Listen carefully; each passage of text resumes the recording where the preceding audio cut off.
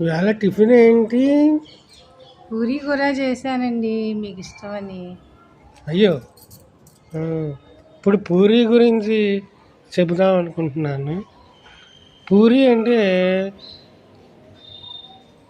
ఇది మైదాతో తయారు చేస్తారు కదా. మైదా తింటే ఇంకా మరణమే అన్నట్టు కేరళలో ఒక ఉద్యమం స్టార్ట్ అయిందట.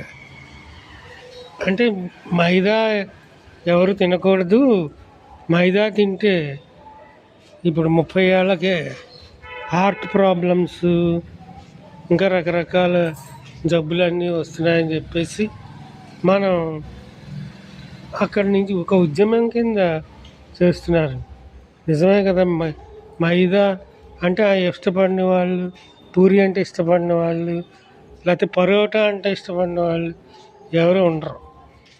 అంచేత ఇది చాలా బ్యాడ్ టిఫిన్ అన్నమాట. అందులో ఆయిల్ రీయూజ్డ్ ఆయిల్ ఉపయోగించి చేస్తూ ఉంటారు. అంచేత ఈ పూరి అసలు తినకూడదు. మనకి టేస్ట్ కోసం అందరూ తింటున్నాం కాబట్టి దీన్ని అవాయిడ్ చేయాలి.